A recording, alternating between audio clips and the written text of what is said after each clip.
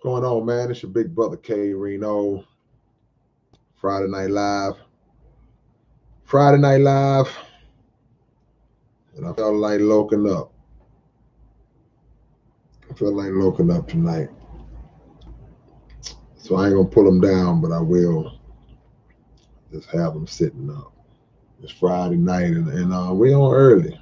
So whenever y'all get in here, I will mention it again that we are on early. And y'all can give me some applause behind that. Yeah, Mitchie, I'm chilling. Mitch, I probably look like this, Mitch, because I just got through eating. You know, you had a long day, and then you come home and you eat good. Then you find yourself in this mode right here. You just be like, "Yeah, what's up, y'all? What's up? What's going on, man?" So that's probably what it is. But hit the like button for those of you who are just getting in here and y'all haven't hit it yet, because we gotta take this serious tonight. We got to take this serious tonight, man, on this topic. So click that thumbs up if y'all haven't already, man, so we can get moving, because I don't want to play around and I don't want to have y'all in here no long time as well. I see already that some of y'all are kind of confused about the title of this video, um, and it's not about me. It's potentially about you or anyone else who might have went through this, because do this topic is the whole situation with our sister Carlee Russell, and y'all should know who that is. You know, that's the sister who faked the whole kidnapping scenario and all of the details in that. I'm not making no video to condemn that sister. I ain't. That's not what I'm here to do. It's enough of them going around already. It's enough people already out here that just blasting her, behind what she did. Am I condoning what she did? No. Am I approving of what she did? No. Am I making excuses for what she did? No. But too many times we are more forgiving to others outside of our community than we are to people within our community, and we seem to levy the most punishment, the most weight on people in our own community when they do something crazy or make a mistake, and then it's like it's the worst thing ever, and they're the worst person ever. We'll talk about mental illness as we go along, because I want to get y'all opinions on that, because a lot of times when we go into this mode where we want to just slam somebody and condemn somebody, like a lot of people are condemning their sister Carlee Russell, then nothing that may actually be going on with that person is accepted. So if somebody throws out the term mental illness, man, I don't want nobody want to hear about no mental illness. No, she knew what she was doing. She knew better. She didn't see that in it. Okay, you can suffer from a mental illness and still be aware of what you're doing. You can suffer from a mental illness and be aware that what you're doing is actually wrong, and you still follow through with it. So that's not something that you can dismiss the possibility of something going on in their head. But to bring it to the title, it could also be a situation where the sister just went into panic mode. And we see that a lot when we get in situations, or we may start a situation up and then it goes too far and it gets out of hand.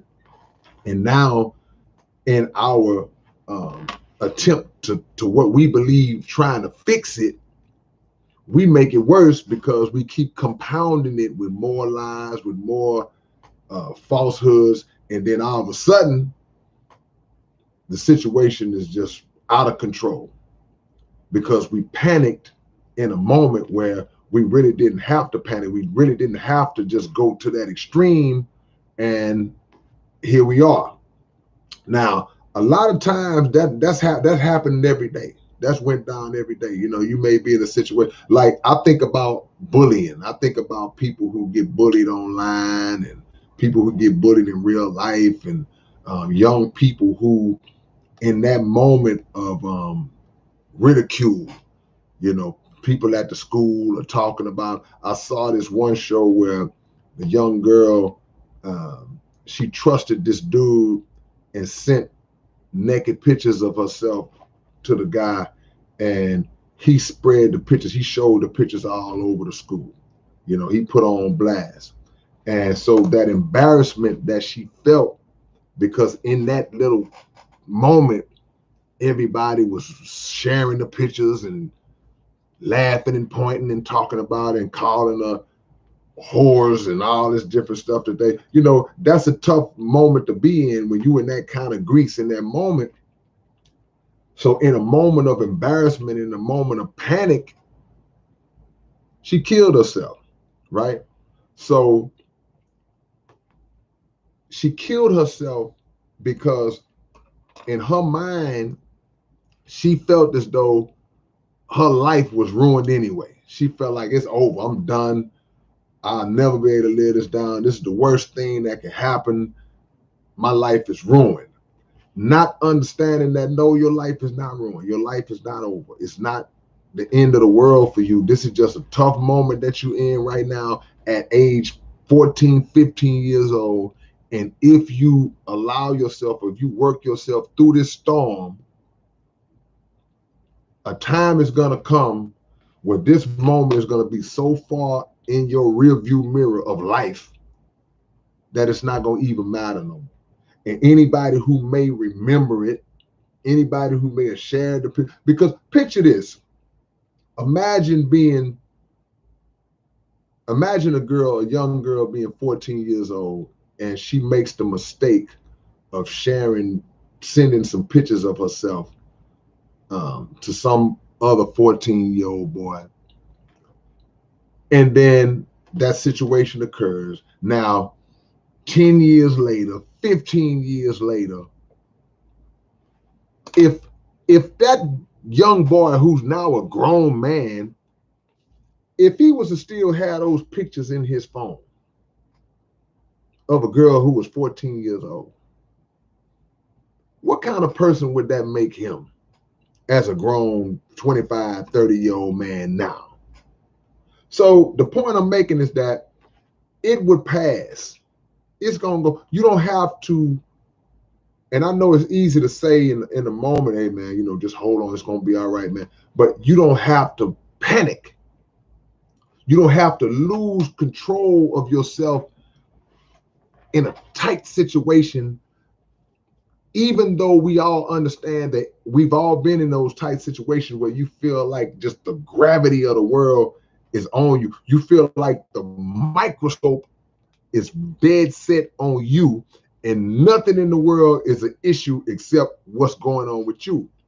But the truth is, it's not. And I talked about this in another video, because it's a similar conversation where you got to understand that regardless of what's going on, and this is from celebrity or media type of situation, the people are going to move on and be focused on something else next week. So all you have to do is just hold on to the rope. You hanging from the building, don't let go of the rope. Sooner or later, you're going to pull yourself up, or somebody's going to pull you up. But if you just let go and then you just drop down, then that's what it is. So Carlee Russell, for whatever reason, she started the story. She panicked. She panicked. No, she didn't commit suicide. I was making an example, Brother Zawaji. She panicked, and now it's like when you little, I don't even say when you little, because a lot of people still do this when they grown. You tell a lie, and then you just start adding more and more to it. Then the story gets way, way out of control. And now, you know, she's being charged. Now they're charging her for this incident, because they're charging her with, you know, filing false reports on 2 counts of false reports. Both are misdemeanors, because the law just dictates that they couldn't go any further than that. But trust me, they wanted to. So the message to y'all is, don't go into panic mode, even when you are the one who put yourself in the situation. You try not to panic regardless, because sometimes you didn't know it. Sometimes it's not your fault. But a lot of times, man, we are the ones who put ourselves in these tight situations, and then we make it worse by not, hey, you know what, stepping up to the plate and say, okay, I did this. I broke it. Let me figure out how to fix it. Our reasoning may not always be on point. So you got rumors, people say, well, you know, she was upset about her ex-boyfriend, a boyfriend. And that's another conversation, because one thing we got to always know, and this for everybody that's in here, man, listen, don't ever let the rejection that comes from another individual take you out of your protective state, mentally and physically.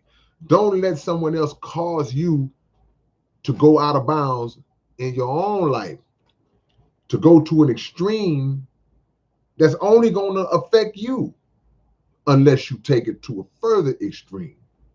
So this situation with Sister Carlee, she's facing a consequence now, albeit she still got a blessing that she didn't get just the hammer put down on her, but she's facing a consequence now that only she's going through.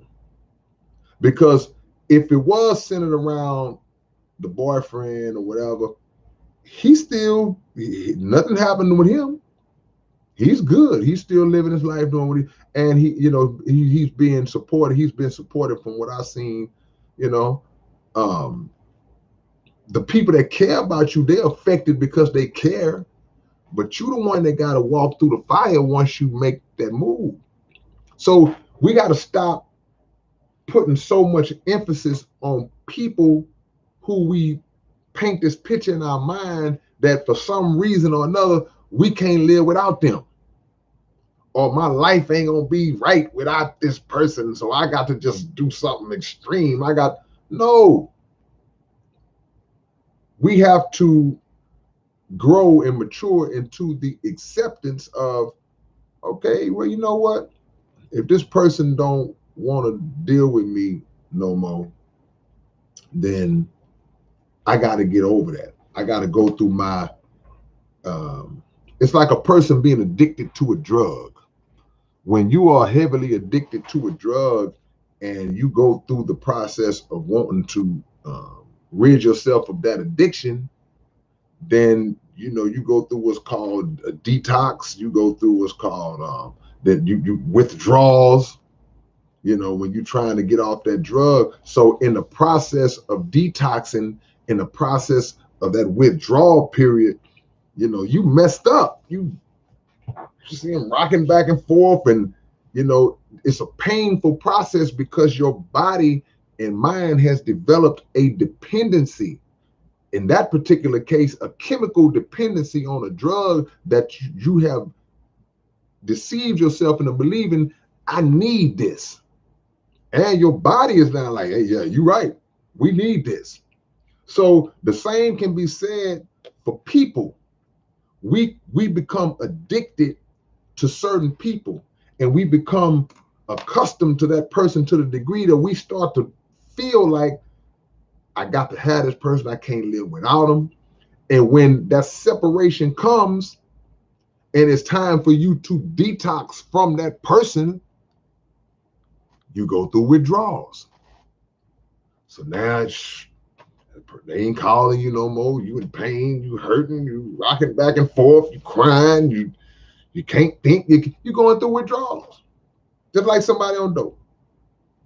But just like somebody on dope, what happens is that over time, it starts to flush out. If you are fighting it. Now, if you're not fighting it, then it'll be months and months and months and months and months, and you'll still be in the same place you was when the breakup first happened. But if you're fighting it, If you working through it to say, okay, well, yeah, you know, hey, I've accepted this, a done deal, it's over. I'm moving on. I'm pivoting my head in different directions now. Then over time, that dependency will start to decrease mentally and physically, but you can't go into panic mode. You can't decide you're gonna ride by and drive your car through his house. Can't do it. You can't be hiding in the bushes, ready to ambush your ex-girlfriend and her new dude. You can't do it because that doesn't benefit in the end. In the end, you find yourself locked up. You find that they're gone. Everybody's messed up. Children ain't got no mama and daddy or whatever the case. It's like nobody benefits from it. And you really don't benefit from it. You looking like a dummy because you were unable to gain control over your emotional state in a moment where you should have sprung into action and decided, man, you know what? If a person don't want me, I shouldn't want them. And if I do want them and I discover that they don't want me, I got to go, okay, you know what? I need to find somebody that actually wants me, man.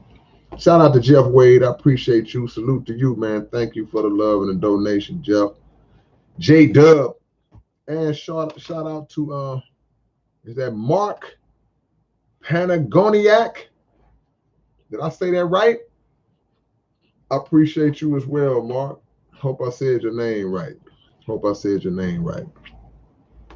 But panic mode comes in so many different forms because that's just Q Marshall said, you mean codependency. Yeah, that's just another word, you know, without a doubt. But and sometimes it ain't code. The code on the plow is just dependency. Some people feel like their very existence is dependent on their connection to another person. And if it's somebody, look, man, everybody that you know, everybody that you are with, everybody that you ever been with, whatever the case, there was a time in your life you didn't know that person. And you was just fine when you didn't know that person. So I don't like to, unless this person has had such a significant impact on your life, I don't like to subscribe to the thought that I can't live without this person. I don't know what I'd do. And people would tell another person that if you ever left me, I don't know what I would do. What you mean you don't know what you would do? If he ever left you, you pick up the pieces and move on. If she ever left you, you pick up the pieces and move on. Because why would you want to fight to be? Why would you want to be with somebody that don't want to be with you? That's the most logical, common sense way that I can break that down, because it's always been a baffling thing to me. You ever seen a person? Well, I know y'all have. It's grown people in this chat. How many of y'all know people, or you may be the person that are in relationships that they just not, the other person is happy, but they not. And you can see it, they just going through the motions. Y'all at the get together, they just, yeah. And sometimes the happy person, they don't have a clue. They don't really get it because they so happy. They got the person. They happy because they got that person, but they not even recognizing that this person is not, this person is miserable. They're not happy. Or sometimes they know, but in their own mind, in their own selfishness, hey, they might not admit it, but she ain't happy, but hey, I am. You know, it's like when we was young and you went out and caught a butterfly or something, or you went out and caught some kind of animal. You caught a squirrel or something. Just say you young and you caught a little squirrel, a baby squirrel, and you got him trapped in a little thing, and The squirrel is in there like, man, you telling all your friends, look, man, I caught a squirrel. I caught a squirrel. But the squirrel is like, bro, let me go, man. I'm not happy. Let me go. I'm supposed to be running around, climbing trees,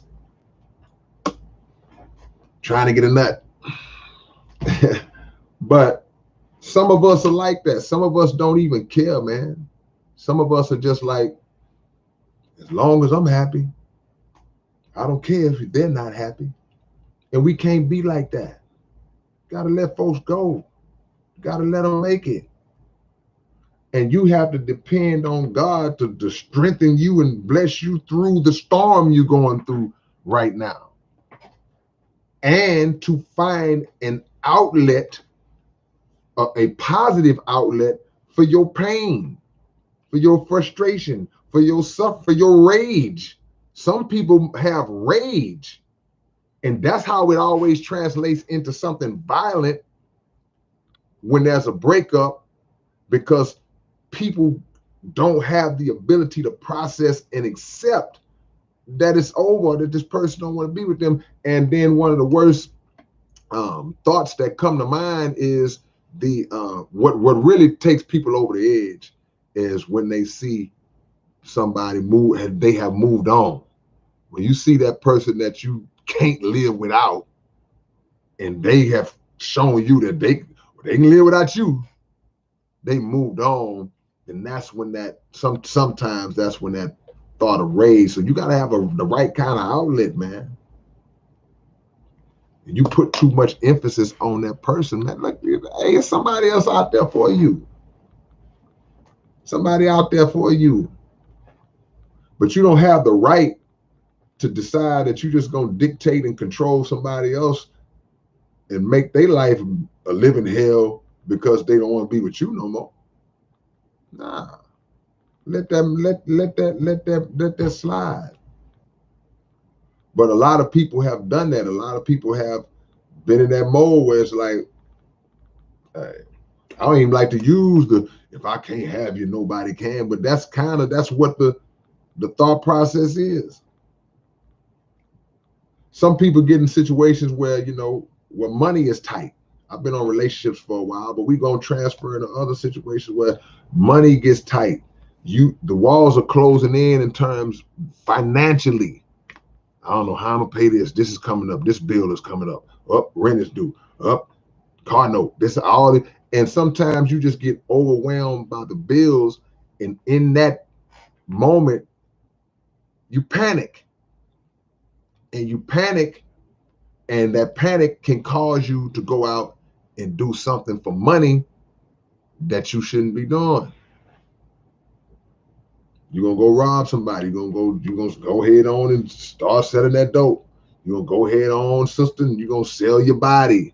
You're gonna go head on and do this or do that, And panic don't always come in the form of visibly freaking out. That's what we gotta understand. People think panic. No, panic is just you reach a point in your mind where you're like, I ain't got nothing else to do. Let me do this. No, you panicked.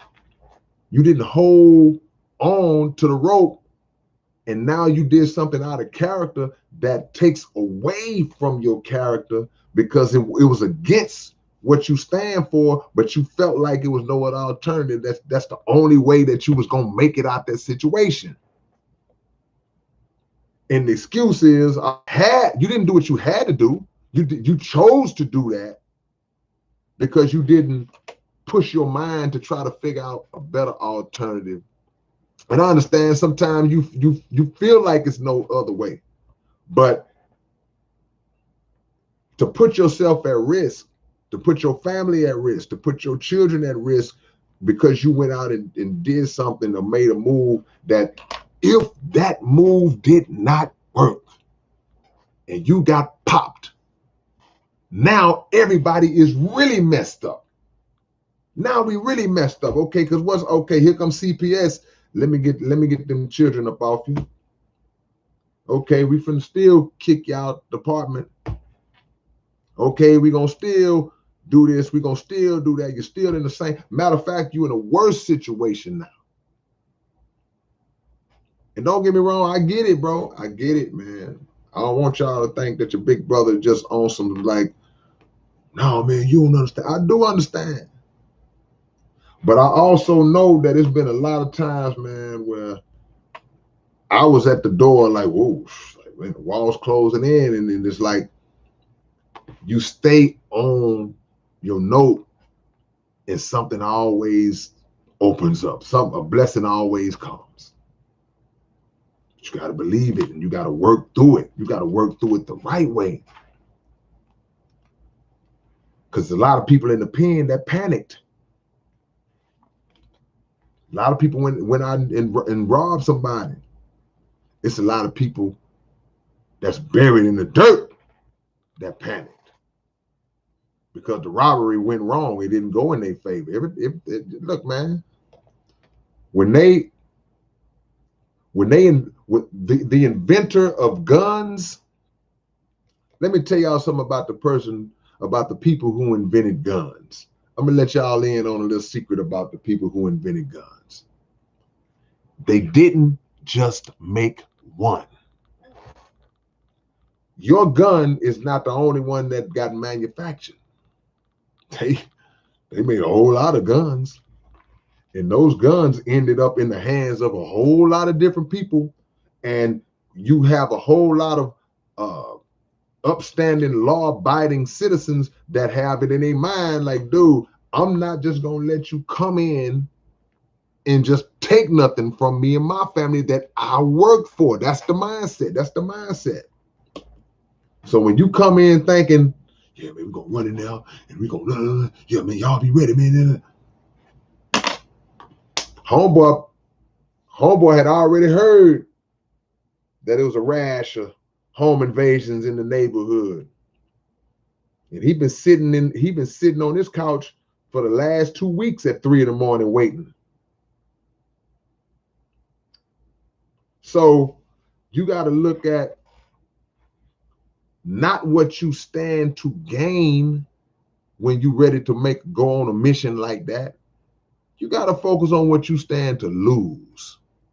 And I guarantee you, if you weigh what you stand to lose up against what you think you stand to gain, that little bit what you might be gaining does not even compare to what you're going to lose if it doesn't work out.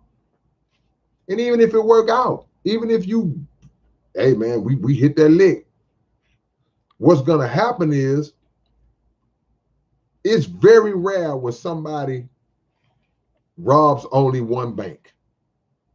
If you know the history of bank robbery, a lot of times people come in saying, man, we just gonna do this one time.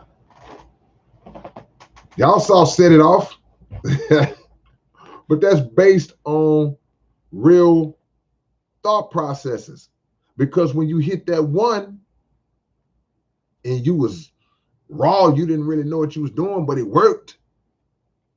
And now but we hit it.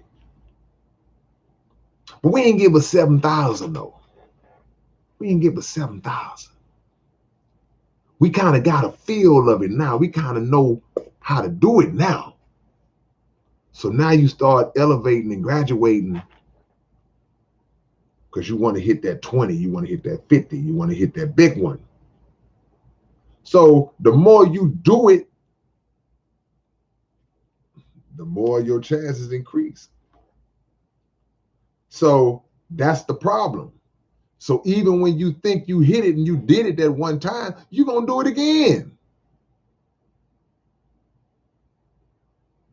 And now a profile starts to develop on you. It's like being a serial killer. One murder is bad enough. But once they start to see a person that's out, once it's known that a person is out there that's chronically, serially, to make up a word, robbing banks, killing people, they got to get you off the street. You got to go. So now the focus shifts to you. So now it's hot. Like selling dope. You just a little dude on the corner. You just was making a little change. You was making a little, you were doing all right. Just enough to pay your little bill, just enough to have a little money in your pocket, give your little girlfriend some money, buy some Jordans or whatever. You were doing all right. But when you start, now you done got your first key. Now you done start dancing with the big boys a little bit. And now you that dude. You on the radar. You on the radar. So now the focus shifts. Who is this guy? We got to get this guy off the street. And all of that buildup that starts to take place on you, that case, they're building the case. As the case builds, when the consequence hits, that's the time you get. They putting you away for a long time because you panicked.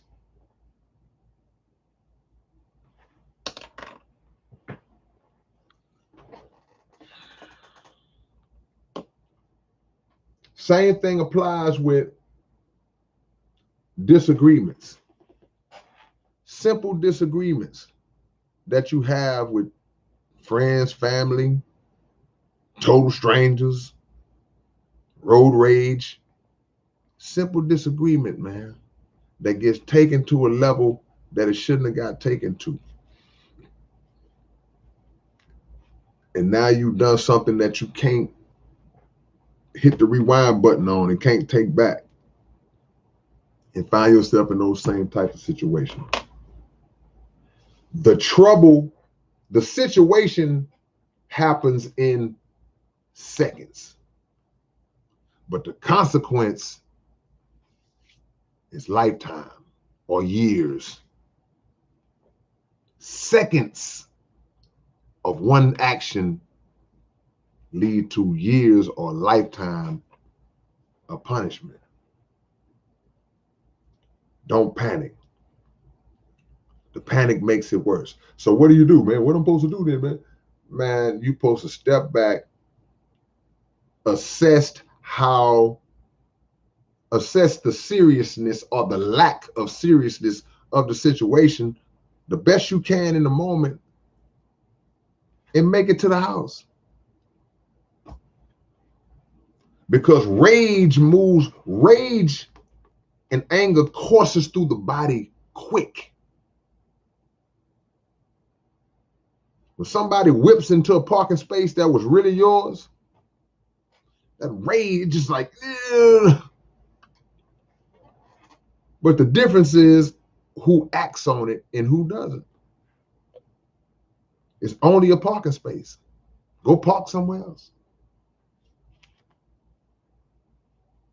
Because when you told somebody that you was going to the store, you and the person you told expected you to come back.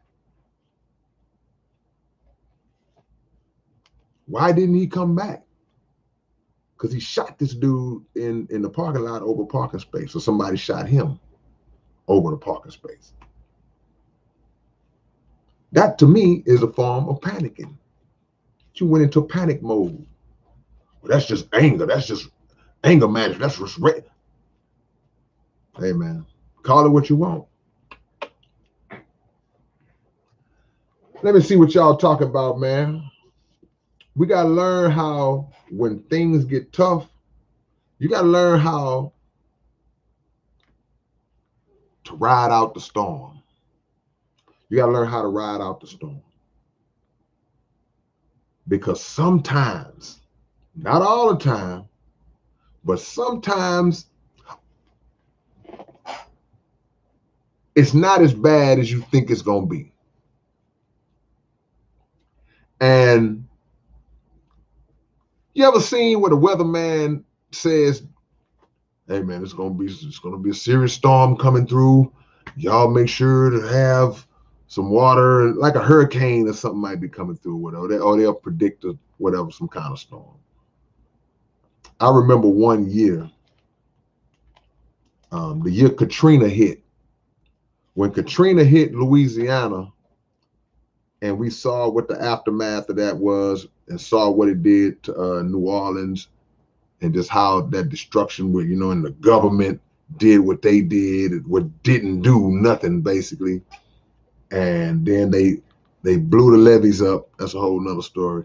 And let all that water go out into certain areas of the city and all that. So now the world got a chance to see the catastrophe that was Hurricane Katrina, and all those people displaced.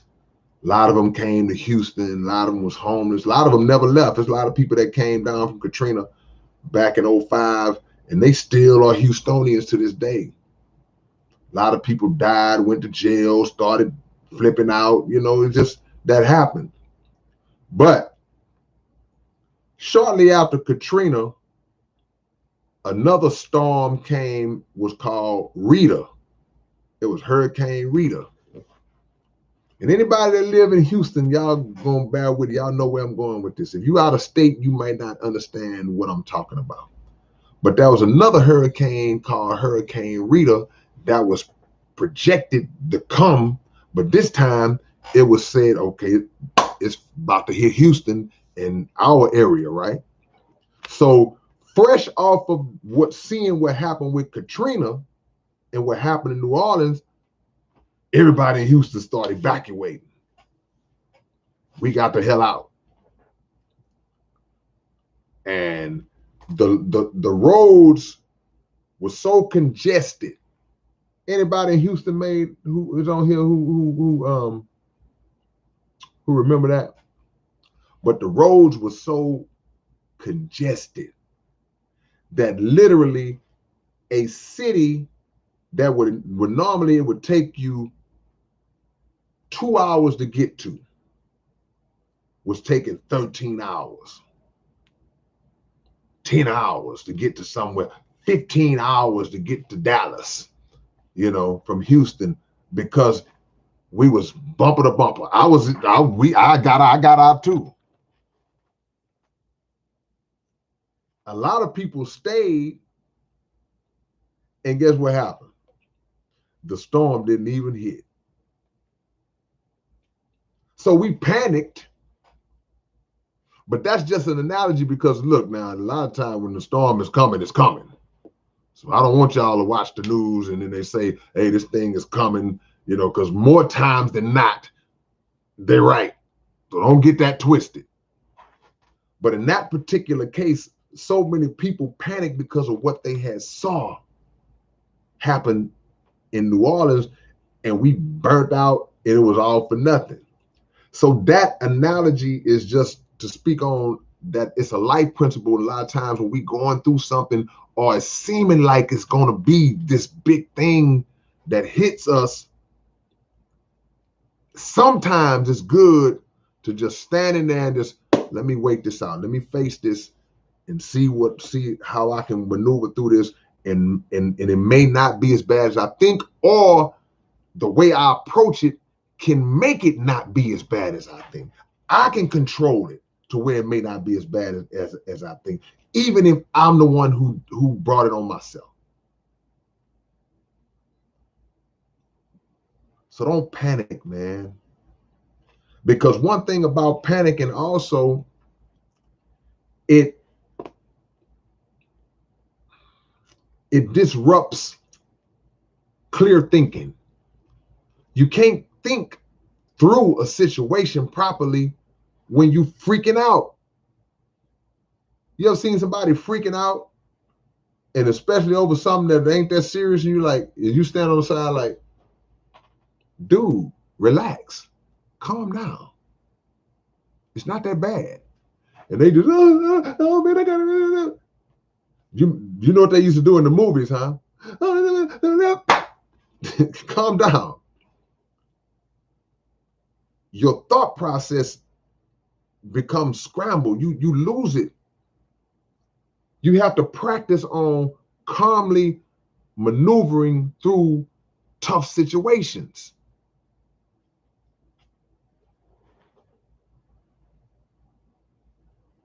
My homie told me a story. It's funny now when you know the backstory behind it. But at the time, you know, I'm sure it wasn't funny to the guy. He said he had a friend that the doctors told him that he had cancer, right?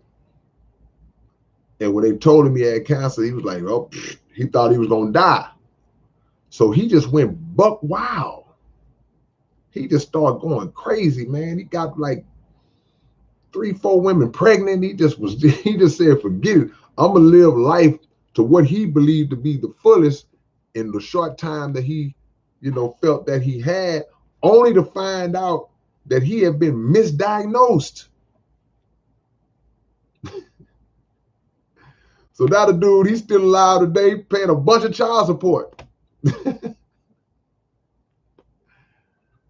You know, and a lot of times that happens, even if somebody, you know, is diagnosed with a real sickness.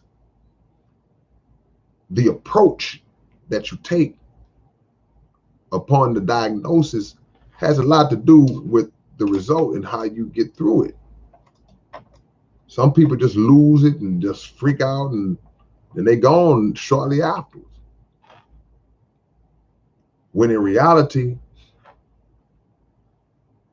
you got to keep your composure the best you can. And I know these things I'm saying are easier said than done type of scenarios. Hey, man, anybody who haven't hit the thumbs up, y'all hit it right now for your big brother. The reason why I always say that is because, you know, that's part of the algorithm that, you know, when you see videos on the side on YouTube, that you're like, well, why is that on the side? It's because it done fell into that pocket, into that algorithm. So if y'all hit the like button for me, then that just helps it out. Helps. It gives me a better shot of more exposure for these videos, and people can hear this game I'll be dropping on y'all that y'all get to hear every week. Maybe we can get more people in here. Maybe we can have 7,000 people in the room instead of 70 in the room. You know. So this is the whole approach that needs to be taken, no matter what's going on.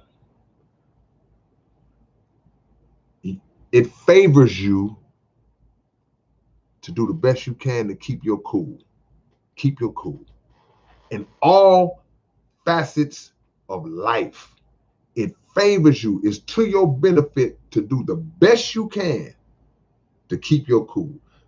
We gonna get nervous. We might get scared. But when you break down, nervous breakdown, panic attack, and some people can't control. Look, man, I respect certain mental and medical conditions and all that, but I also believe that everything can be practiced and worked on, and you can wean yourself out of, and not with the use of so-called drugs and medications and all that. I just believe that we can condition ourselves. Think about, in my field, in music, there's a thing called stage fright. Any artist in here, y'all know, you hear about stage fright. These are people who, you know, you at home and you rapping like a dog at home. You spitting that thing like you was on top of the world. You go to rehearsal, you killing it in rehearsal. The band behind you, you performing like James Brown.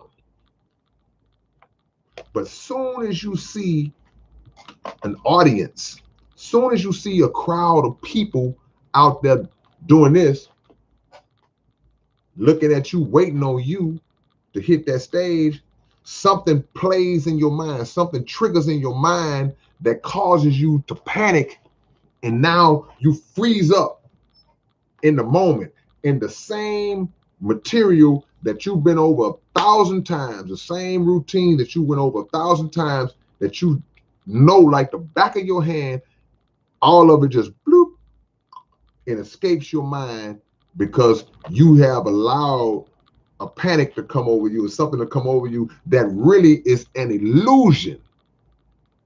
a power has come over you that really don't even exist. It was created in your own mind. So everybody else like, come on, man, it's time to go, man. They just called our name. Let's hit it. Let's hit it. And you standing there like, yeah. Because you've overthought the situation. Nothing can happen, but you start to think about certain scenarios that you feel as though those scenarios, if they play themselves out, are gonna be just horrible for you. Like what? Man, what if they start booing? What if I start performing and the people just start walking out and leaving like they just think I'm trash? What if somebody throws something at me on the stage? What if they start laughing at me? What if they don't like what I'm wearing? You start to create all this stuff in your own head when in reality, it's not that serious. It's not that serious. So those who go out and even those who try to go out and face the fear on the stage fright, some don't go out at all. So I'm like, I ain't going out there. Other people, they'll go out and try, they up there at the mic, they just, but they're not the same. So it's noticeable. But you did it to yourself. It's an illusion. Fear is an illusion because it's nothing really that you should be fearing. We should be fearing nothing except God himself. So something that was made or created by him, it shouldn't have that kind of power over you. You take control of it. You take control of a situation. Trauma, crisis. I'm going through different scenarios where we can talk about panic moments where we can, if we walk into that or we are in those kind of moments, maybe y'all will remember something I said. If the house catch on fire and the babies is in the house, grandma in the house, it's a tense situation. It's a scary situation. It's a situation that justifies that kind of mentality. But we still have to do our best while we are praying in our mind to focus and gain composure to try to get them babies out that house. Because if you collapse and start, everybody did. And you might not make it if you don't panic, but you give yourself a better chance. Give yourself a better chance because you're thinking through the moment. You're thinking clear. Some people, and y'all know some of them, you might be one of them. Some people are chronic, habitual panickers. Every little thing happen, they just lose it. Oh, man, oh, what are we going to do? Oh, man. Those are the kind of people that, honestly, I don't like to be around those kind of people because a chronic panicker can take you out your game.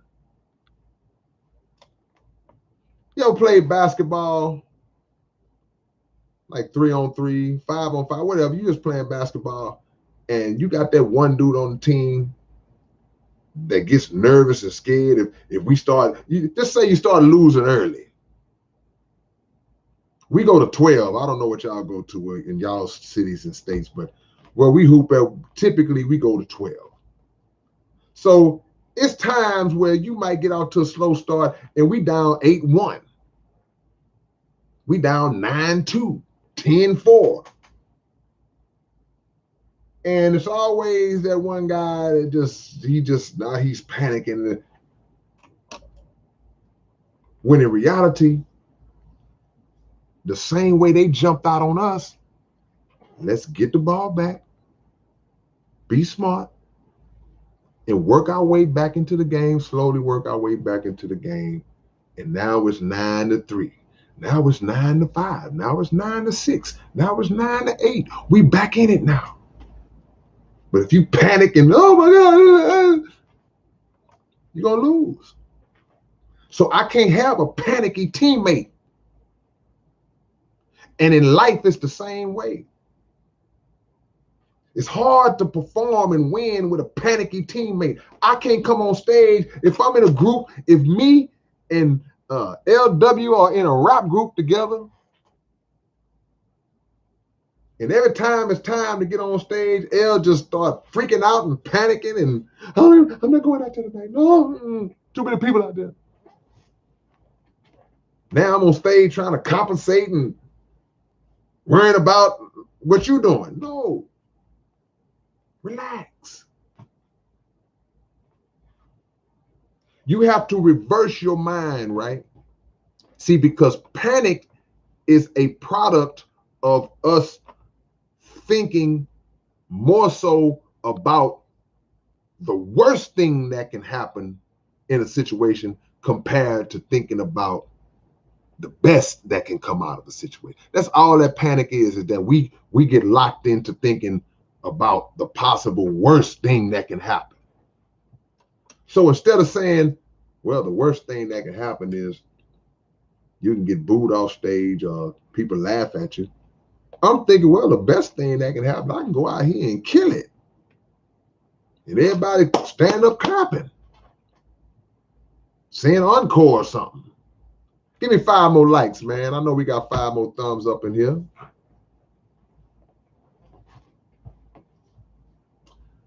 Let me go in here and see what y'all are talking about real quick.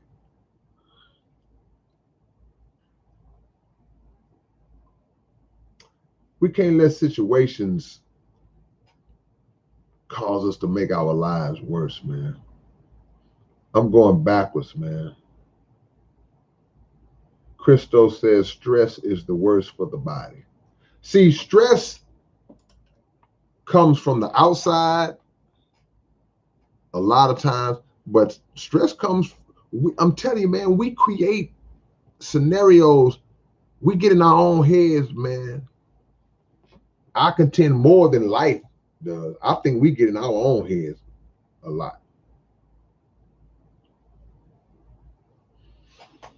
I'm already over 100 likes today, LW, so I ain't finna try to negotiate for that like tonight. We've already cleared 100 likes.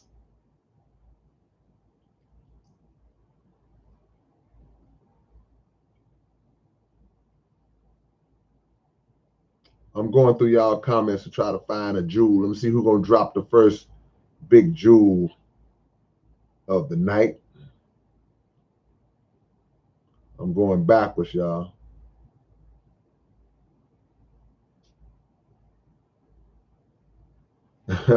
Joel Wilson said, if you throw yourself to the wind the right way, you can ride it. So that means you're using the bad situation and just trying to pull some good out of it, use it to your advantage. That's like a wave in the ocean. The surf is like a good wave. If you can't swim, that wave will scare the hell out of you.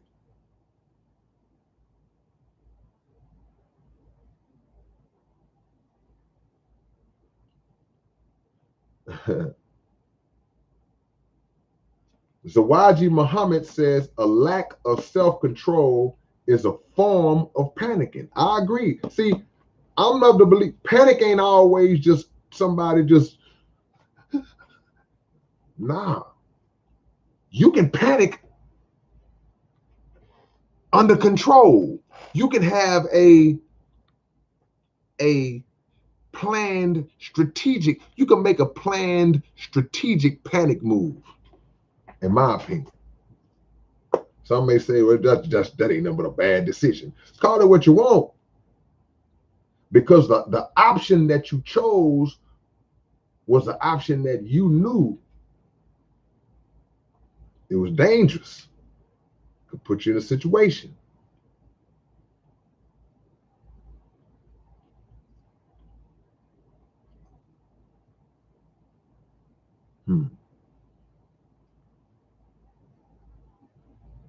Roderick says we don't always get to name the consequences of our action. Yeah, I mean, because hey, look, see, you got people with Carlee Russell, right? You got people who are really upset that she didn't face bigger charges. People wanted her, they wanted them to throw her under the jail, right? But again, the laws that are connected to those kind of scenarios, they don't go beyond a misdemeanor charge. And I think it's like $1,000 bond or something like that.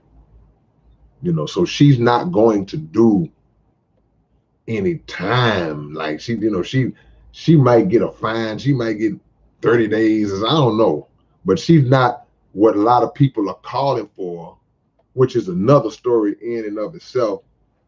Again, I'm not defending what she did, but we have to always, even in our I guess disapproval, and even in our admonishment, or our just feeling of like, man, that was wrong, we got to always try to go to the root of why.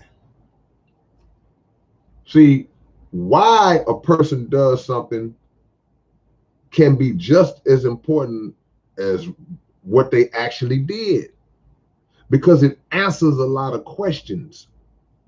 Because people are going to naturally, that's going to be a natural thought anyway.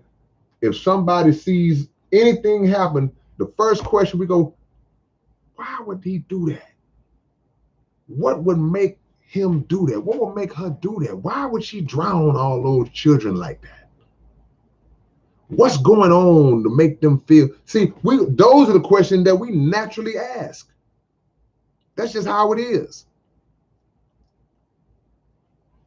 Then you find out, well, you know, this happened to him when he was 5 years old and he was Then you say, okay, don't make it right what he did, but now you know what the origins of that mindset was that led to him. Somebody else did something to him or did something to her. She got abused, so now she went out kidding. A guy raped her when she was 12, so now she like, if a man ever disrespect me again, I'm gonna blow his head. It's a root cause to everything. So even with Carlee Russell, as mad as y'all want to be, or some of y'all want to be, that she didn't get sentenced to 199 years, she didn't get the guillotine, mad as some of y'all are about that, even if there's nothing that we can look at and say that it was diagnosed, or whoa, she was diagnosed back in 2017 as may not be nothing on paper nowhere, but it's something going on. Something going on. KS, yeah, we got some Underground Dialogue shirts. We'll get into that. I'm still going backwards, man. I'm not finding nothing that's blowing me away, y'all. Y'all got to give me something that's going to blow me away, man.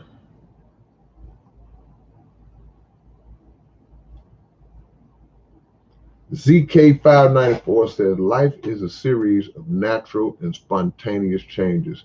Don't resist them. Okay, you're quoting, what was that, Lao Tzu?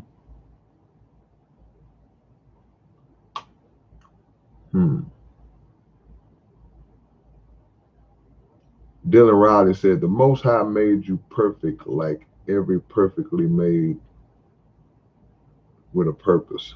It's our decisions if we do it to ourselves. So choose your higher best self in the situation. Yeah. Don't panic. Don't get too high, don't get too low. Man, I just blew all my money in crypto. Let me blow my brains out. I lost all this money on the stock market. Let me remember, I don't say remember because none of us was born, but if you studied the history of that, you know, the Great Depression back in 1929, the Great Depression hit the United States of America, and a lot of people lost everything. A lot of rich people, they were jumping out the window, they was killing themselves. People panicked because they took that financial hit and they felt like their life was ruined. They had a company called Enron out here a few years back, and it collapsed, and people was, that's a hell of a thing, man. But those are people who ain't used to being poor. If you are used to being poor, or you have at some point in your life not had money like that, you're not gonna just flip out. See, these are privileged, entitled cats who've always had it, and then they saw their whole fortune just going down the drain, and like, I can't live, I can't survive like that. Or they did something illegal, got busted, they laundered a lot of money, stole a lot of money, swindled a lot of people out of a lot of money, and then when the walls were closing in on them, when it was looking like they were about to get caught, they just took themselves out. That's a different kind of, they did panic. Some people just have it in their mind, I ain't going to prison. That's what those murder-suicide cowards like to do. You're a murder-suicide coward. So you got mad because this woman don't want to be with you no more. So the first thing you do is kill her. And then you like, I'm not going to even be accountable for it. So he kills himself,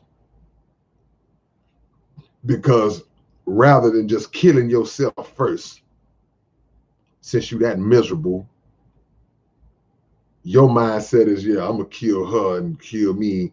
And because I'm going to make sure that when I'm gone, she don't be with nobody else. That's a different conversation. Those are some of the worst kind of people to ever breathe oxygen.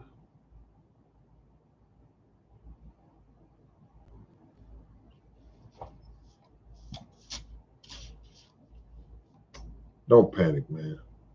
Mark Sweeney says panic ain't an option these days. The world we living in want everyone under fear. So my strength is in the Most High. And if whatever situation occurs, just take it to him and he'll handle it. Yes. Panic shouldn't be an option. I mean, it is, you know, people, should I keep my cool? Should I flip out? I'm gonna go on and flip out.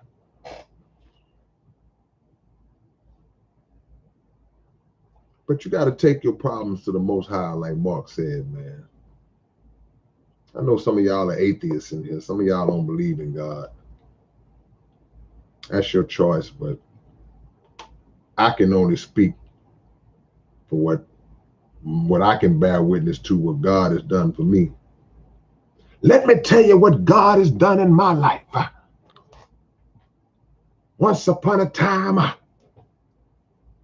I was struggling and broke. I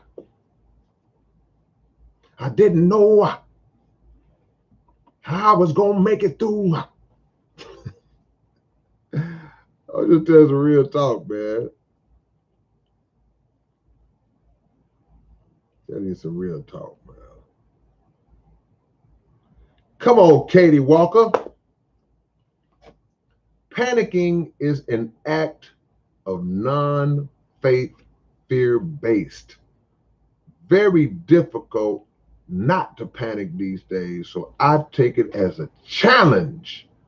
Ooh! I take it as a challenge to strengthen my faith.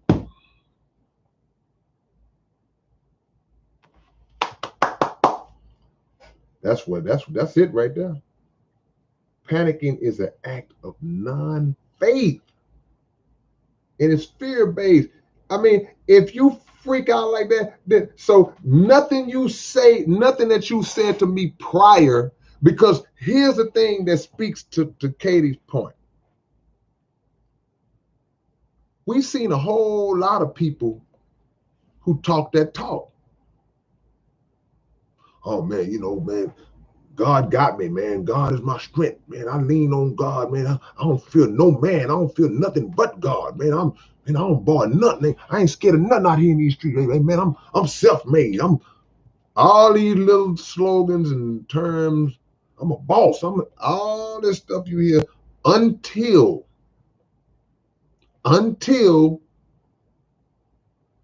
you hit that storm.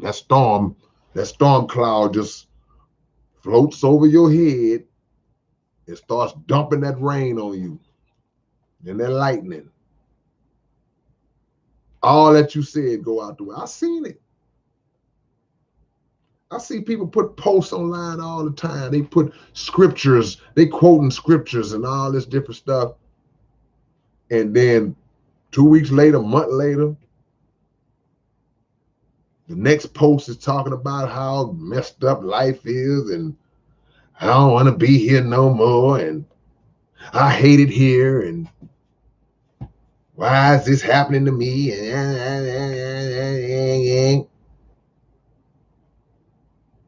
What happened to that scripture you posted last month? What happened to no weapon formed against me? No weapon formed against me shall prosper. The problem is, you don't even want the weapon to be. Look, it didn't say the weapon wouldn't get formed against you. It said it wouldn't prosper. But the weapon is going to come against you. No weapon formed against me. If God is with me, can't nobody be against me. All these sayings. How serious do you really stand on that? How strong do you really stand on that? I did a Prince When Doves Cry impression. What I say? OG Critic says it's the music. Is it the music? Is it the food? Because fear is placed in us through food, the foods that we eat. KRS-One made a song called Beef 30 years ago, where he talked about how,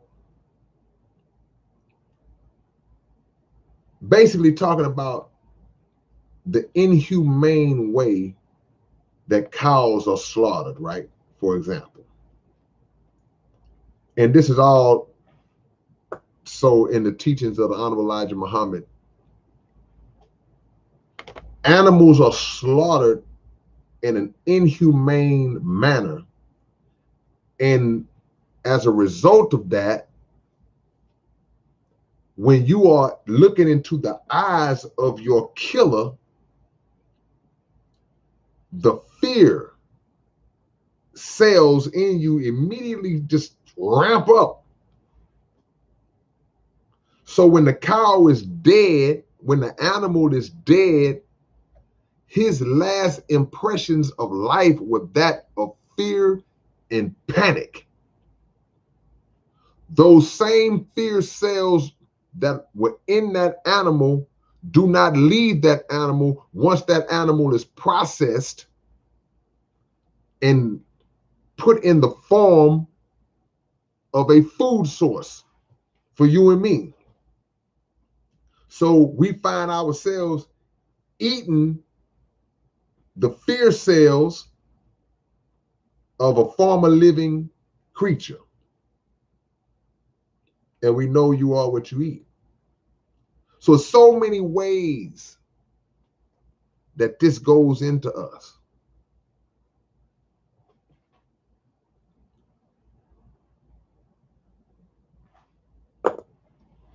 Well, that's a good comment.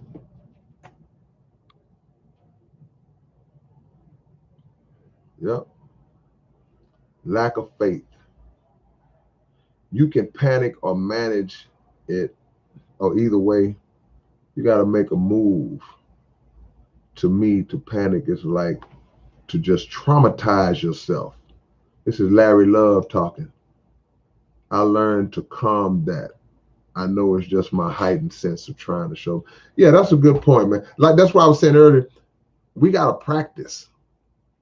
Don't let them people dope you up. Don't let them people dope your children up. Well, he just needs a little of this.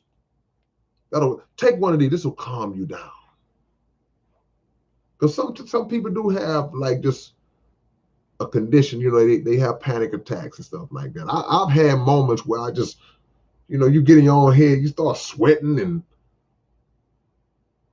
I've had moments like that. It's like, man, what's wrong with me? Like, there's nothing going on. You know, I like to step outside of myself and kind of just be like, okay, I know exactly where I am, what's going on. There's no cause for me. I'm talking to myself. There's no cause for you to be tripping right now. Relax. I'm sweating and heart beating fast and like feeling nauseous. Like, what's wrong? You try to catch yourself. Happened to me on an airplane one time. Like, what's the deal? Like, what's wrong with you? Chill out. Jeff Wade, I appreciate the love once again, my brother from another. Jim Harbaugh says, don't eat chicken. It's a nervous bird. He also drinks milk with his steak. I guess that's why they call people chicken when they scary. Oh, you ain't nothing but old chicken. The chicken got a right to be a nervous bird. Just like all those other animals, they are born and bred into life to be a food source. And when you kill, if somebody shot two of your homeboys right in front of you, you'll be freaking out. You ain't gonna be cool. I ain't like Tyrone that much no way, man. Because the chicken got sense enough to know, the cow got sense enough to know that he's next.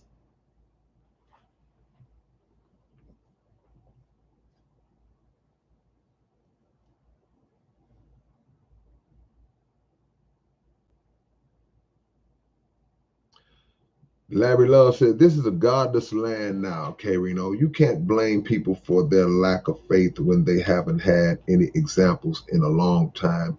It's rational to lose it when the world. You are absolutely right.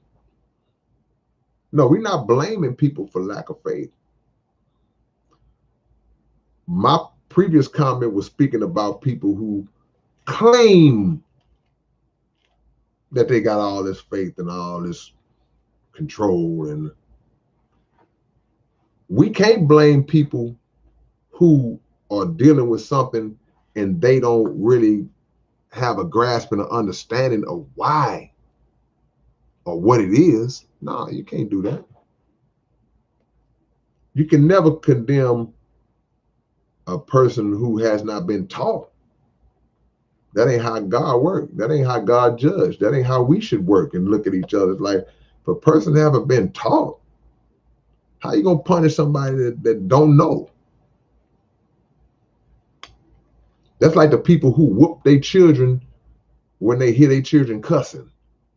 But the only way that the child can learn the cuss words is because they heard it from you. Child haven't been taught that you shouldn't say that word, Junior. So yeah, you're right. I agree with that. I agree with that statement, Larry. Omni Light Studios, what's going on? Jovan said, I can't stand fake individuals.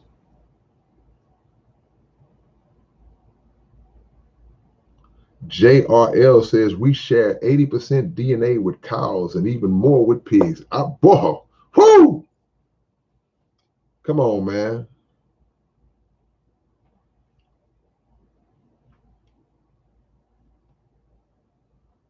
There's a lady that freaked out on the plane and came up missing.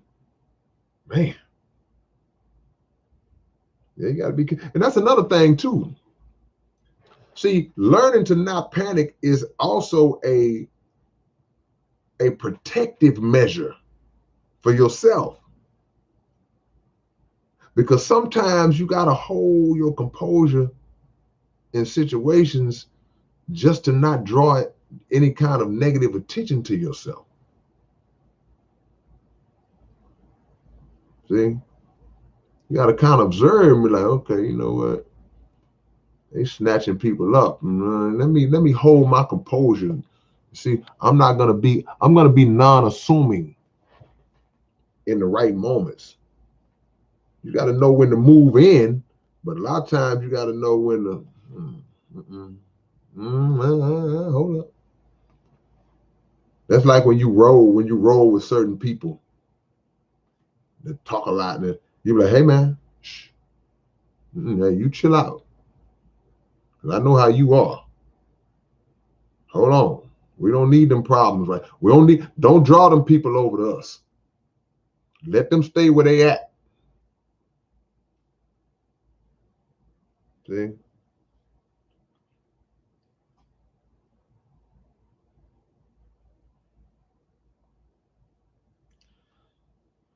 Drip, is that the African? We might be so inherently nervous as a collective because our subconscious selves recognizes the fact that we're a commodity. And that's when I think about the word epigenetics, where that fear and panic is said to be passed on through DNA from generations back to the present generation. There's all of the trauma that our ancestors went through and that being passed down through generations. So in a lot of cases, we don't even know that that's happening. Click that thumbs up if y'all haven't already.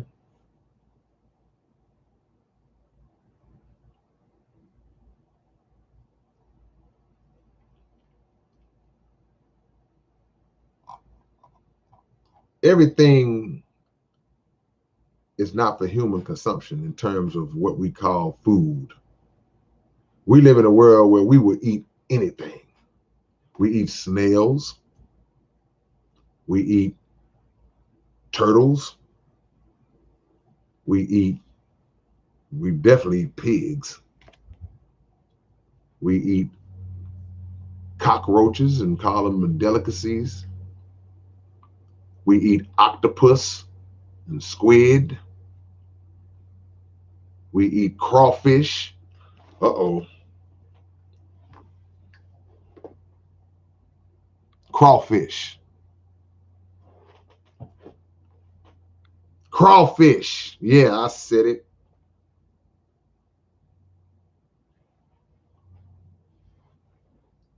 We eat alligators.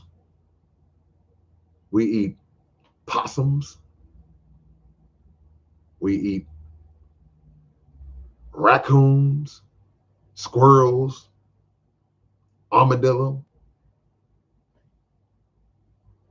lobsters, crabs, catfish. The majority of what we eat is trash. Yeah, Roger, unfortunately, some people eat rat. Some people eat dogs and cats. So think about that. You don't think that that's not going to play on our mental?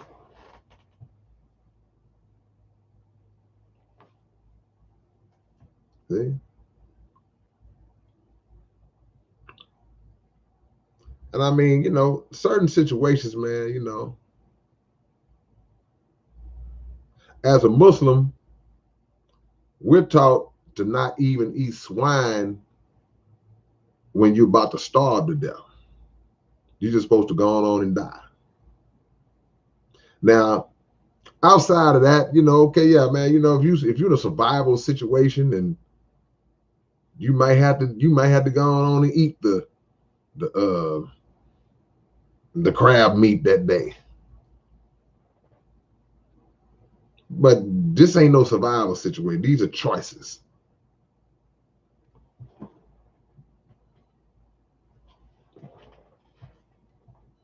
I seen Dollar Bill was in the building earlier. I was running my mouth and didn't get a chance to holler at my brother.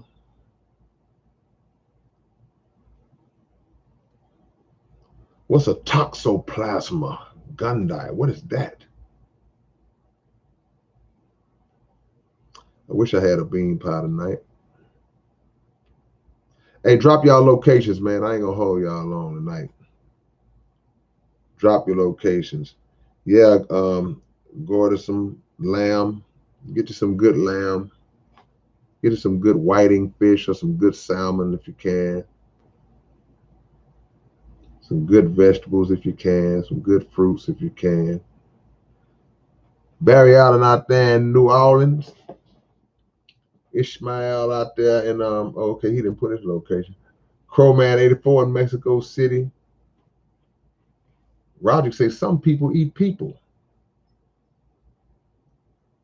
Sad but true. AJ Preem out there in Dayton. Larry Love in West Philly. Larry Love.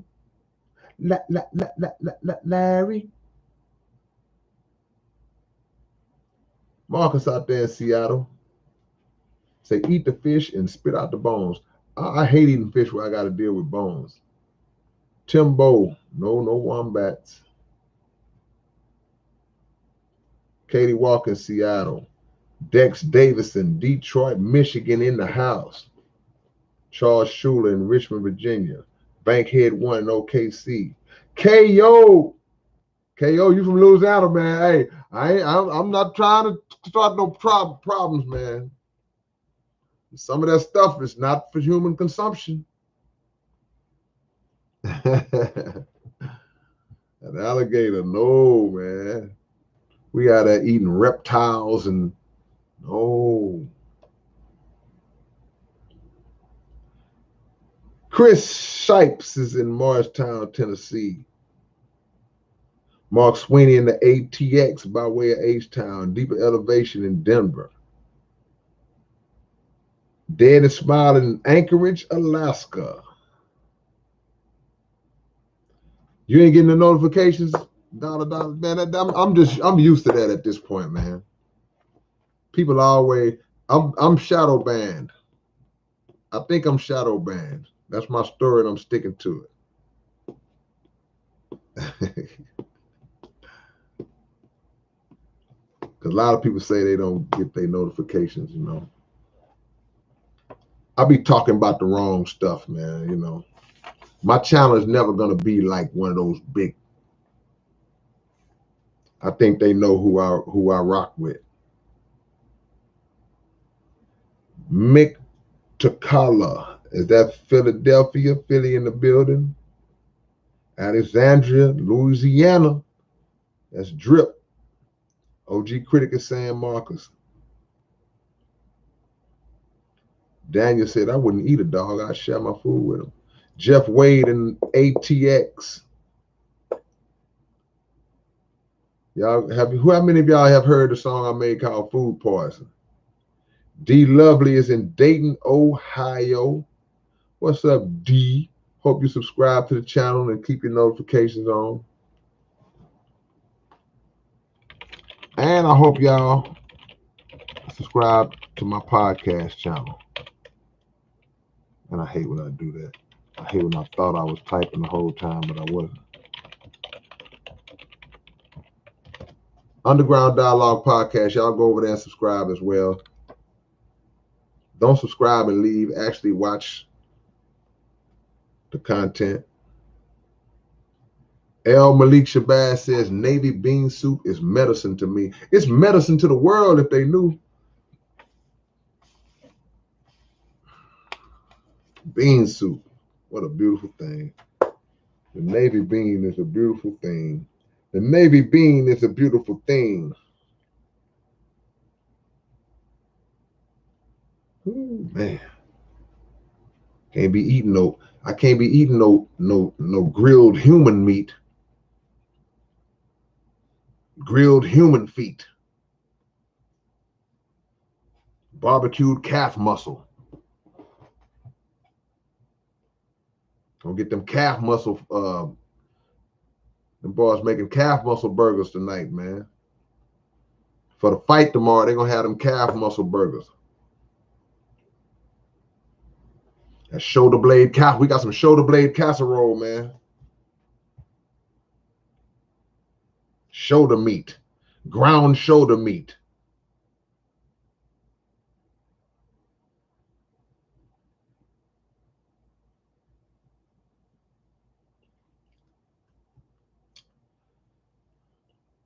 Jovan, you got a lot to learn, young nephew. Logically speaking. No, that's illogically speaking. Say God is nothing. So he didn't create anything because existence already existed. We are God's infinite mind. But you just said God is nothing. So how are we his mind if he's nothing? You cannot exist because it's impossible. You overthinking. You can probably see me in the garage, Midwest, Timbo Slice in Queens, New York. Hey, all y'all godless individuals, y'all gonna wake up one day and see it for what it is. No pun intended, but God be with you. Yeah, I'm being shadow banned, bro.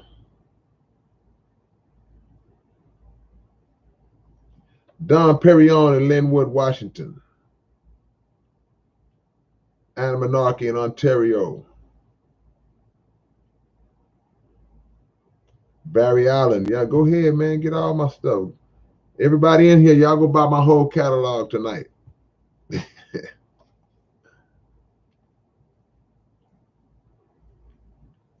KO is from the boot,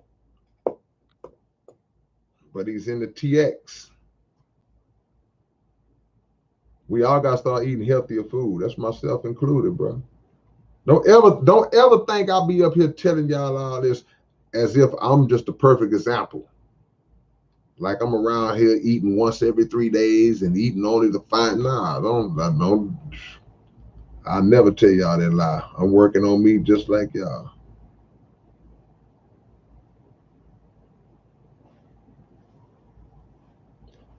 Spectre Cruz is in the building.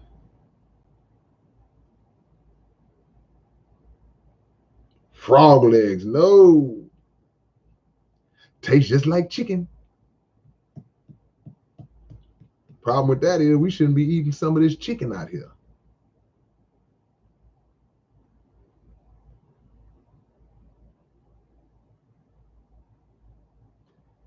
People being being housed in boarding homes.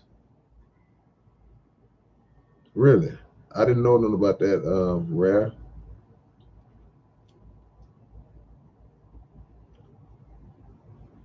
Tenement buildings and skyscrapers are polluted and often invaded. Chlorine dioxide. We shouldn't be consuming that. Are they putting it in stuff?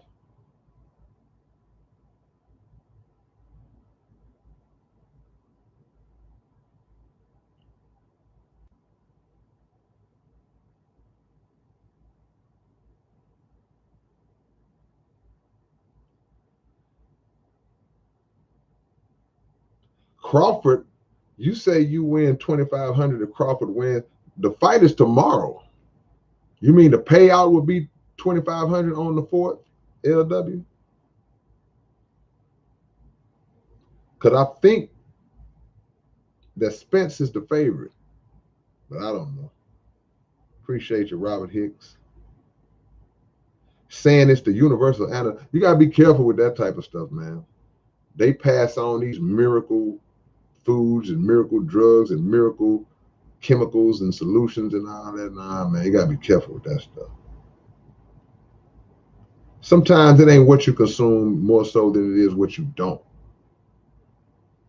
Sometimes it's what you keep out of your house that protects you more than what you bring in the house that you think protects you. So there are things that we can just not eat and it'll make us healthy. It'll keep us healthier more so than nerving ourselves up, panicking and saying, I gotta eat this, I gotta get me some this, I gotta get some this, I gotta get this supplement, I gotta get this vitamin, I gotta eat it, I gotta chew on this. Sometimes it's just about what not to eat. We just laid out a list. No snails, cockroaches, crabs, crawfish, oysters, clams, catfish, pig. You wipe all that out, you in good shape because that's the majority of what we consume. Let me throw mine in there. Sweets and junk food, cakes and pies and cookies. And a lot of stuff that's promoted as being healthy superfood. I'm not going to go into kale because I'm going to catch hell. We'll do that another time. Because everybody's so sold on kale. Oh, kale. You got to get some kale. All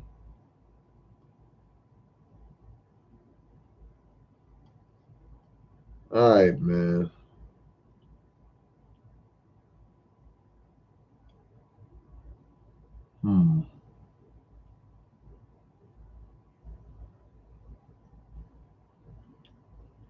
Yeah, chlorine dioxide, that's a chemical.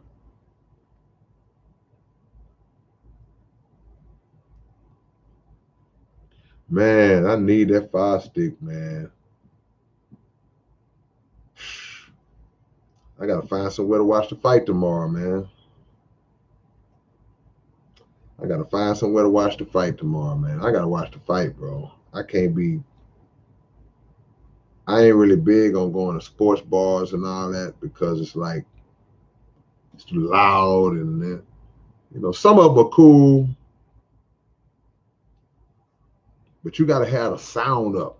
Don't go to no sports bar. I said this before. Don't go to a sports bar and they showing the fight, but they got the volume of the broadcast down and they playing rap music. So you can see it, but you can't hear the commentary. I don't like places like that, man. Chlorine is what they used to put in the swimming pools to so-called clean the pool when you was go swimming back in the days. They put chlorine in the pool.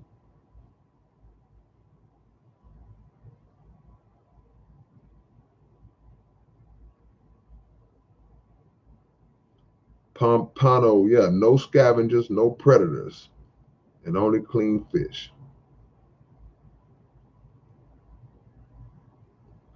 Yeah, I drink water. You better drink water. Do I drink the amount of water that I should be drinking? Oh. The guy that started to sell it went to prison. Ha! Ha! Yeah. Did you poisoning people, bro? Freaking attempted murder.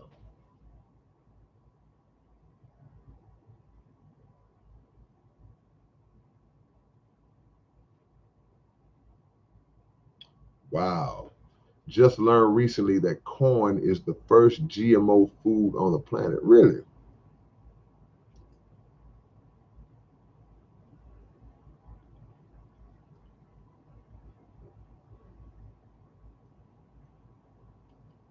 Preferably spring water. Yep.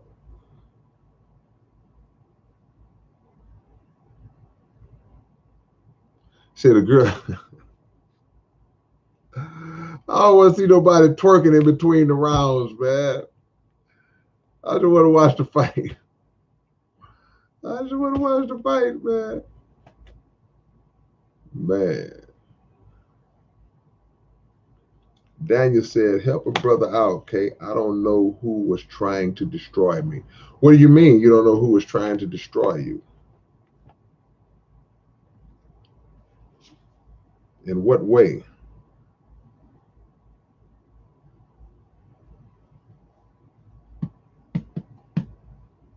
Whatever's going on, don't panic.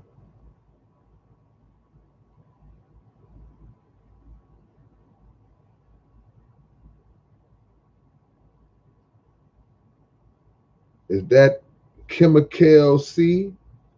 What's going on, homie?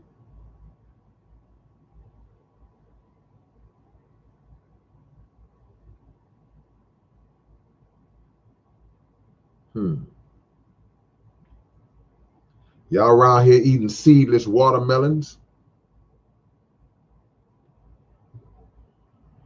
Don't do it. Don't overeat raw kale. Not good in abundance. Cooked is better. Michelle Woods. Michelle gonna always come in and drop some knowledge on us.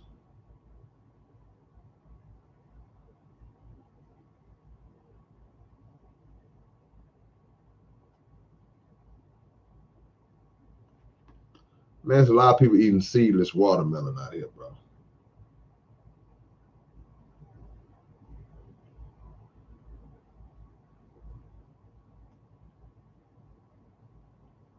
Okay.